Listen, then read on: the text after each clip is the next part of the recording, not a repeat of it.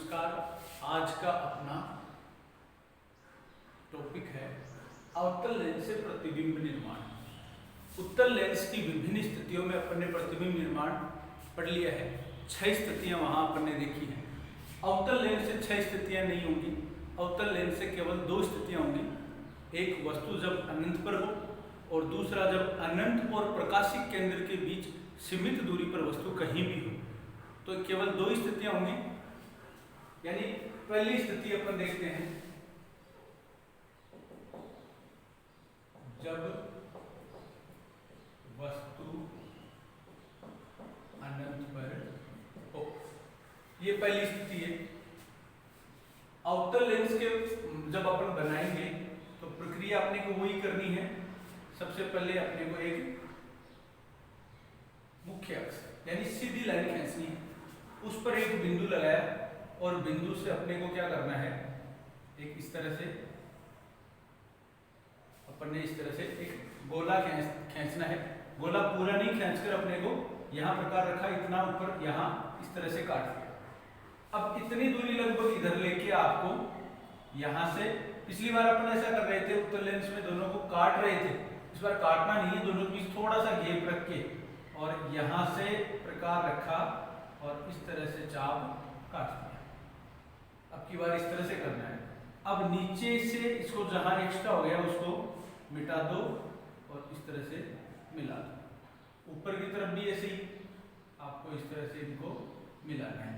अब ये जो लेंस बना है, जो बीच में से कैसा है, पतला, और किनारों से जो मोटा है उसका नाम होता है अवतल लेंस। कैसा होगा अवतल लेंस?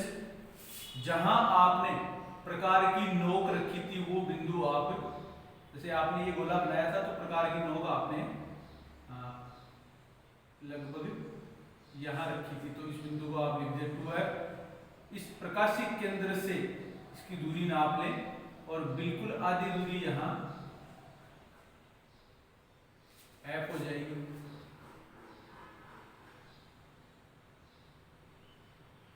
इधर भी इतनी दूरी आप ले लें, ये हो जाएगी 2F और आधी दूरी क्या हो जाएगी F। ये आपको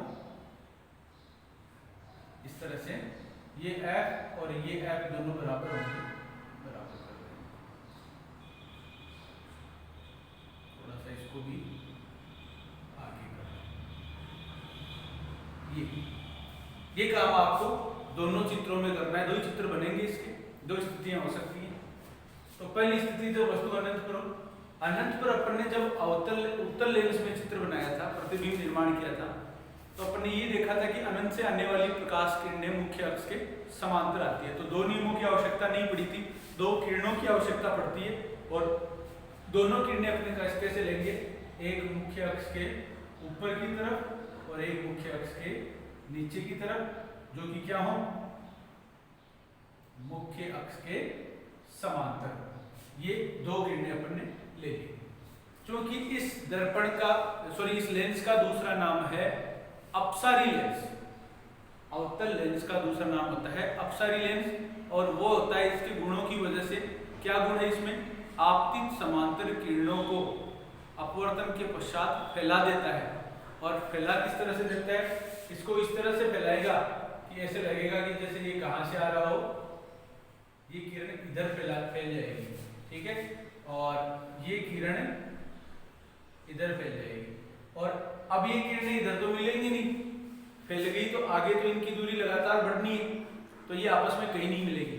लेकिन जब इनको पीछे बढ़ाएंगे तो ऐसा लगेगा, आपने नियम भी पढ़ा था कि इस फैली हुई किरणों को जब अपन पीछे बढ़ाते हैं तो ऐसा लगता है कि ये जैसे कहां से आ रही हो, इस मुख्य फोकस से आ रही हो। और इसको बढ़ाएंगे तो ये भी ऐसा ही लगेगा कि जैसे कहां से आ रही है, मुख्य फोकस से आ रही है। तो आगे की तरफ नहीं मिले, पीछे की तरफ अपन ने बढ़ाया तो दोनों किरणें ऐसा लग रही थी कि यहां से आ रही है, तो प्रतिबिंब भी अपनी ऐसा मानेंगे कि यही बन रहा है। तो ये प्रतिबिंब की स्थिति अपनी हो जाएगी। तो इसको लिखना है प्रतिबिंब की स्थिति। प्रतिबिंब की स्थिति स्थिति क्या बताएंगे, वस्तु की ओर, इधर ही अपनी वस्तु, इधर ही अपन ने वस्तु मानी है अनंत पर, तो क्या हो जाएगा वस्तु की ओर। ठीक है, दूसरा है फिर प्रतिबिंब की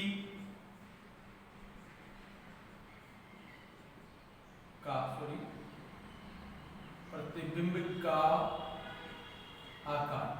आकार कैसे है, अनंत से आने वाली किरणें बिल्कुल बिंदुवत आकार का प्रतिबिंब बनता है, और आपको पता भी है कि दूर जितनी वस्तु होगी प्रतिबिंब उसका उतना ही छोटा बनेगा, वस्तु जितनी पास आएगी उसका प्रतिबिंब वैसे ही बड़ा होता जाएगा, 2f पर आते ही बराबर, और 2f से आगे की तरफ जब वस्तु आ जाती है तो उसका प्रतिबिंब वस्तु से बड़ा होने लगता है। तो अभी कैसा बताएंगे आप, बिंदुवत आकार अर्थात बहुत छोटा, बिंदुवत आकार अर्थात बहुत छोटा। तीसरी स्थिति है प्रतिबिंब की प्रकृति, प्रतिबिंब की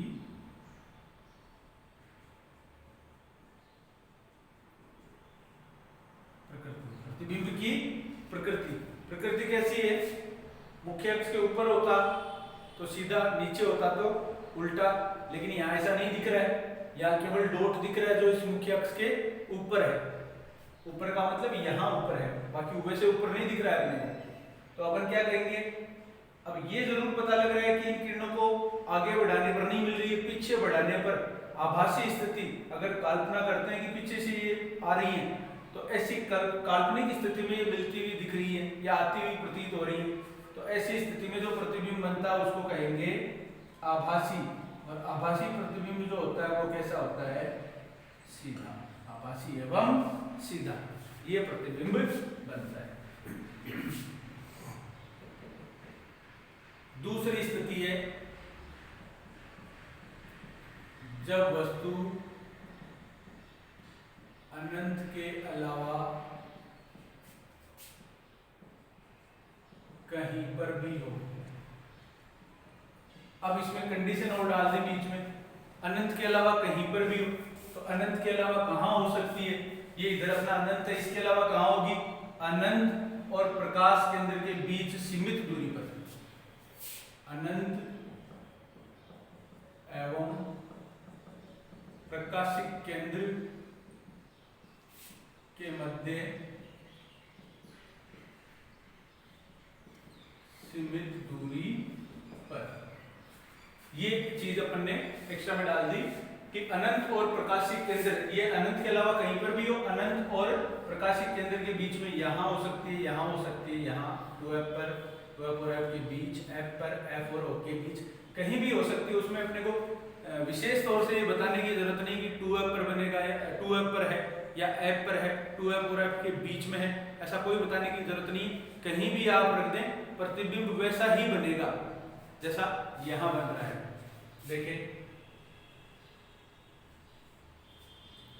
ये हो गया मुख्य अक्ष, ये अपना बन गया अवतल लेंस, ये हो गया प्रकाशिक केंद्र O। अब यहाँ जो गोला बन रहा है जिसका आपने प्रकार की नोक जहां रखी थी, जैसे यहाँ रखी थी, तो ये हो गया 2f, आधी दूरी हो गई इसकी f। इधर भी ऐसा ही करना है, जितनी दूरी ये है उतनी दूरी हो जाएगी f, और इस गोले का, इधर वाले गोले का जो केंद्र है वो हो जाएगा 2f, और इधर लिख दो आप अनंत। ठीक है, अब अपने को वस्तु कहीं भी रख सकते हैं, अनंत और प्रकाशिक केंद्र, यानी इधर अनंत लिख दिया, इनके बीच में कहीं भी रख सकते हैं, इन अनंत और O के मध्य, तो कहीं भी रख लेते हैं। चलो यहाँ अपन ने इसको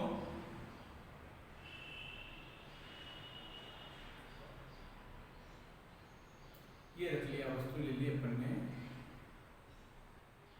A B, वस्तु ले ली A B। ठीक है,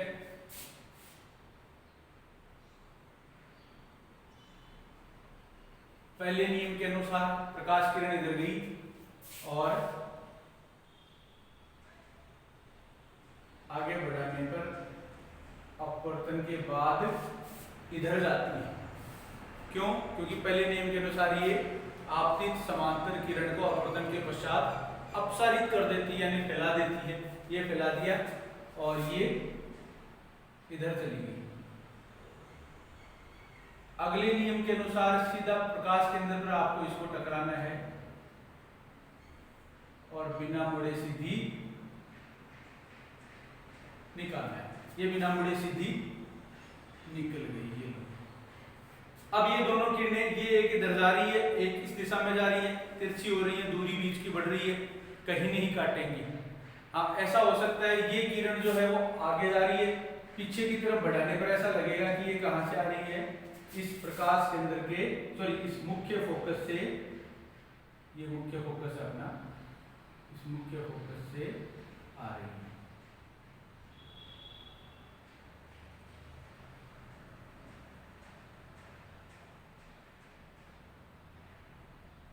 ये ऐसा लग रहा है कि इस बिंदु से आ रही है।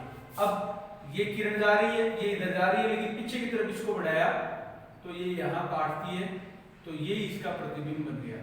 और चूंकि मुख्य अक्ष के ऊपर है तो इसको लिखेंगे A डैश B डैश। अब यही प्रतिबिंब इसका बनना है, भले ही आप इसको यहां रख ले, यहां रख ले, यहां रख ले, यहां रख ले, यहां रख ले। करने का मतलब अनंत और प्रकाश केंद्र के बीच सीमित दूरी पर कहीं भी रख ले, प्रतिबिंब यही बनना है। फर्क क्या पड़ेगा कि आप जैसे ही प्रतिबिंब को बिंब को आगे लाएंगे, वस्तु को आप आगे लाएंगे, तो प्रतिबिंब का आकार थोड़ा सा बड़ा होता जाएगा। जो वस्तु आगे आएगी प्रतिबिंब का आकार बड़ा होगा, लेकिन कभी भी वस्तु से बड़ा नहीं होगा। वस्तु हमेशा बड़ी रहेगी, प्रतिबिंब का आकार उससे छोटा रहेगा। फर्क इतना पड़ेगा कि आप आगे लाएंगे तो पहले छोटा रहेगा, और आगे आएगा, फिर बड़ा, और आगे आएगा, फिर और बड़ा, लेकिन वस्तु से बड़ा नहीं होगा कभी भी। तो वस्तु से अपने को छोटा ही बताना है। स्थिति हमेशा कौन सी रहेगी? प्रकाशिक केंद्र और मुख्य फोकस के बीच, और वो भी किधर? वस्तु की ओर। तो आप बता दें यही स्थिति रहनी है, यही सब कुछ होना है। कहीं भी वस्तु रख ले, प्रतिबिंब की स्थिति, क्या स्थिति बताएंगे? प्रकाशिक केंद्र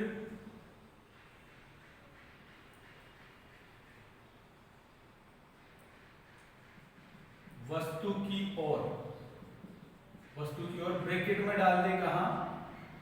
मुख्य फोकस है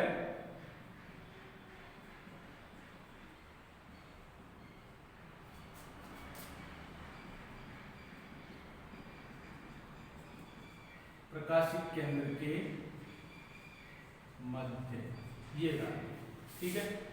प्रतिबिंब का आकार